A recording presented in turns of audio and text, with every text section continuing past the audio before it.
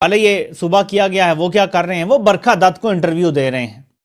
जिस वक्त लाहौर में स्टूडेंट सरापा एहतजाज हैं, बच्चियां इंसाफ मांग रही हैं, महफूज नहीं महसूस कर रही खुद, वहां पे जिसको फॉर्म 47 पे सुबह दिया गया है, जिस लाडले को लंदन से लाके बिठाया गया है, उसको बरखा दत्त से मुलाकात ज्यादा अहम महसूस हो रही है इस वक्त। ये है मेरे पाकिस्तानियों हमारी हकीकत कि जी हमारा यार मोदी, उसके नुमाइंदे आ रहे हैं तो उनसे मिलना ज्यादा जरूरी है। अपने मुल्क में आग लगी है तो लगी रहे। शंघाई ताउन तंजीम के सरबराही इजलास में शिरकत के लिए वफूद की आमद जारी है। भारतीय वज़ीर ख़ारजा जयशंकर आज इस्लामाबाद पहुंचेंगे। SCO कोऑर्डिनेटर का इजलास जिना कन्वेंशन सेंटर में होगा, जिसमें तमाम रुकन ममालिक के वफूद शिरकत करेंगे। वज़ीर आज़म शहबाज शरीफ आज वज़ीर आज़म हाउस में ज़ियाफ़त भी देंगे। सबसे पहले जनाब बरखा दत्त की मियां नवाज शरीफ साहब से मुलाकात हुई है। मियां साहब बैठे हुए हैं, मरियम साहब बैठी हुई हैं।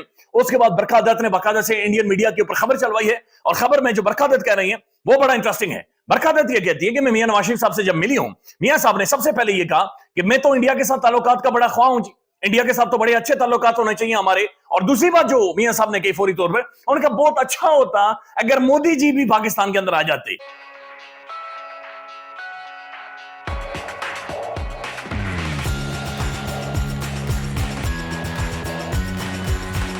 ये हो रहा है। अब ये है क्या मेरे पाकिस्तानियों, इसको समझो। आज इधर एहतजाज करोगे, कल उधर करोगे, कराची में मार रहे हैं, लाहौर में मार रहे हैं, खैबर पख्तूनख्वा में जिरगे पे मारा गया। इलादा इलादा करते रहोगे, मारे खाते रहोगे। एक बड़ी बीमारी है लाकानूनियत, और यहां पे हमें चाहिए रूल ऑफ लॉ, यानी कानून की बालादस्ती। उसके लिए आप सबको इकट्ठा होना है। स्टूडेंट्स का बहुत बड़ा किरदार है। अपनी ताकत को पहचानो मेरे अजीम स्टूडेंट्स, आप अपनी ताकत को पहचाने और आप ही इस निजाम को ठीक कर सकते हैं। बांग्लादेश में करके उन्होंने दिखा दिया है। आप अगर दरवाजे अपने कॉलेज के गिरा सकते हैं तो आप जुल्म के दरवाजे भी गिरा सकते हैं। आपकी ताकत बहुत ज्यादा है, आपका नंबर बहुत ज्यादा है, आप लाखों करोड़ों में हैं, कोई आपके सामने खड़ा नहीं हो सकता। लेकिन अगर आप इलादा एहतजाज करेंगे कुछ नहीं होगा। देखें, एक छोटे से मामले पर बांग्लादेश में मूवमेंट शुरू हुई थी, कोटा सिस्टम पे। यहां तो रेप का जैसा बड़ा वाकया हुआ है। यहीं से एक मूवमेंट चल सकती है लाकानूनियत के खिलाफ। आपने किसी सियासी जमात की मूवमेंट नहीं चलानी, किसी सियासी नारे पर भी नहीं चलानी। आपने लाकानूनियत के खिलाफ, ताकत की हुक्मरानी के खिलाफ, जंगल के कानून के खिलाफ मूवमेंट चलानी है। इसको एक चिंगारी समझ लें, और यहीं से वो आग भड़के, आग जज्बे की आग, कोई इंतशार वाली आग नहीं।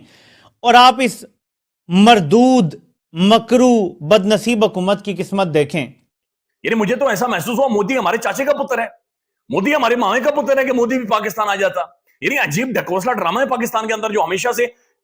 देखिए, मैं बीइंग अ कश्मीरी, मैं जानता हूं कि कितना चूरन हमें बेचा गया है।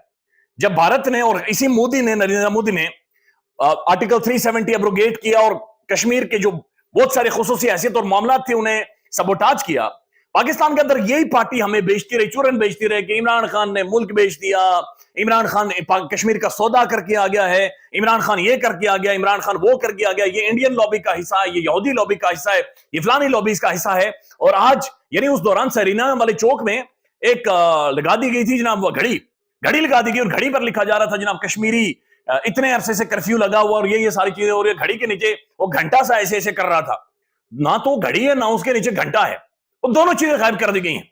और मियां नवाज शरीफ साहब साउथ एशिया के सबसे पुराने जनाब सियासतदान, पाकिस्तान के सबसे लाडले, निजाम के सबसे लाडले, जिन्हें बिल्कुल लाड प्यार पोसा, वो चूरी बनाकर मियां साहब को खिलाई जाती है। अगर मियां साहब इस वक्त डिमांड करें कि निजाम या एस्टेब्लिशमेंट मुझे चूरी बनाकर खिलाए, यकीन माने ये घी और मक्खन डालकर, चीनी डालकर मियां साहब को देंगे। वो आज बरखा दत्त को ये कह रहे हैं कि ना मोदी जी अगर आ जाते तो स्वाद आ जाता, मोदी जी अगर पाकिस्तान के अंदर आ जाते।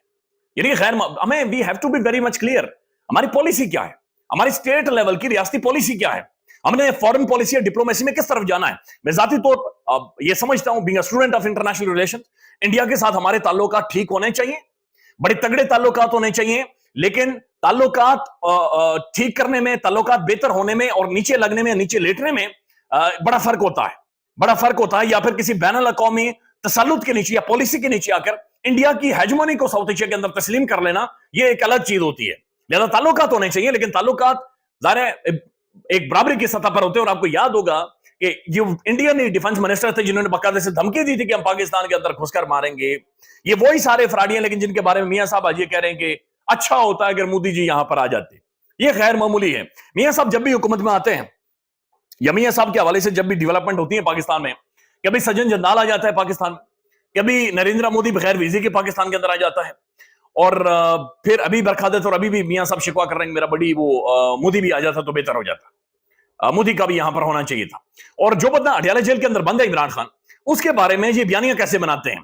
ये कहते हैं कि जनाब इसके पीछे यहूदी लॉबी है, इसके पीछे अमेरिकन लॉबी है, इसके पीछे जनाब मिडिल ईस्ट की कुछ ताकतें, यानी बहुत की कहानी बनाई जाती है। अगर आप हकीकत पर देखें तो पाकिस्तान के बहुत सारे साफी हामिद मीर साहब जिसमें क्लेम करते हैं कि असल में आजाद कश्मीर के हवाले से जो उस वक्त पाकिस्तान ढीला पड़ा या डिप्लोमेटिक क्राइसिस ने क्रिएट कर सका, मीर साहब ये कहते हैं कि जनरल बाजवा को उसके अंदर बहुत बड़ा रोल है। तालिबान चाहिए साहब अगर गलत नहीं होते रायबन है ना, मतलब पता नहीं तो बुलाते नहीं कि नहीं मियां साहब अपने कार ये जो सोफे हैं, ये जो सेटिंग है कौन सी जगह है चाहिए साहब, कोई है आपको अंदाजा? ये तस्वीर अगर आप देखें उम्र है। अच्छा नाजरीन, बरखा दाद साहब अपने ट्वीट के अंदर कहती हैं कि आई मेट विद मोहतरम नवाज शरीफ साहब, मरियम साहिबा ahead of the SCO summit in Pakistan. A big exclusive news break to us hours before Jaishankar visit, which will be watched with a great interest in both India Pakistan. Breaking in full shortly. वो ज़ाहिर है इसके ऊपर बात बताएंगी बाद में कि वो क्या उनकी बातचीत हुई है। लेकिन जय साहब आपको कैसे लगा ये तस्वीर देख के, और कब से आप ये इस जगह पे गए हैं? कभी चक्कर नहीं लगा आपका? लास्ट टाइम कब विजिट किया था आपने रायबरेली? काफी साल हो गए। कितने साल? फिर भी कोई आइडिया? नहीं, काफी ज्यादा हो गए। काफी ज्यादा हो गए। खैर वो तो एक साइड पर इशू है ना। बरखा दाद बहरहाल इंडिया की एक नॉन जर्नलिस्ट है, तो वो आई हैं, पहले भी आती रही हैं यहाँ, और अब वो देखते हैं स्टोरी क्या। और नवाज शरीफ साहब तो वैसे भी इंडियंस से मिलके ज़्यादा भी खुश रहते हैं।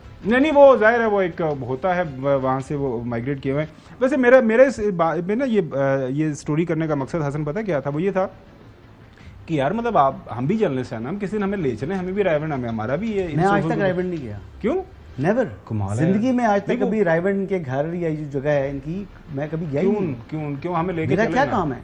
नहीं साफी है यार, क्या करना साफी है तो मुलाकात हो सकती है बाहर, जहाँ पर मुलाकात मतलब करना चाहे मुलाकात हो सकती है। वहाँ पे लाहौर के सारे साफी जाते हैं, करना चाहे वो बाकी साफी जाते हैं, मैं नहीं गया। तो क्यों नहीं गए? बस जाना भी नहीं है। अच्छा, मैं जो बात करना चाह रहा हूँ कि देखिए नवाज शरीफ साहब ने इंटरव्यू लैंड वास्ते जो बात करना चाह रहा हूँ कि देखिए पहले भी वाजपेयी चलकर आए थे, लाहौर रिकॉर्ड हुआ था। देखिए पाकिस्तान और हिंदुस्तान दोनों हमसाया मुल्क हैं। अगर हमारे आपस में जो डिस्प्यूट्स हैं अगर वो रिजॉल्व हो जाएं तो पाकिस्तान और हिंदुस्तान के दरमियान जो ट्रेड है वो बहुत दोनों मुल्कों के लिए फ़ायदेमंद है। तो हम पाकिस्तान जो है वो अपने पड़ोसी के साथ अच्छे ताल्लुकात चाहता है, लेकिन बराबरी की बुनियाद के ऊपर। अगर भारत अपना तसल्लुत जो है जिस तरह बाकी मुल्कों के ऊपर वो अपना जो है ना उसने एक तसल्लुत रखा हुआ है, तो वो पाकिस्तान नहीं मानता। तो बुनियादी बात है तो बराबरी के ऊपर अगर ताल्लुकात रखे तो सो बिस्मिल्लाह, अगर वो पाकिस्तान को आंखें दिखाएंगे तो फिर उसका जवाब मिलता है हमेशा को। सबसे आम बात यह है कि वो जो कश्मीरी है ना 1947 से जो जुल्म बर्दाश्त कर रहे हैं, जब तक वो मसला हल नहीं होगा, ये जो एक ट्रेड का कॉन्सेप्ट है ये सारा को ये चलता रहेगा। अच्छी बात है, होने चाहिए, लेकिन क्या करें, जो एक रियल इशू है दैट इज स्टिल देयर नाजरीन का।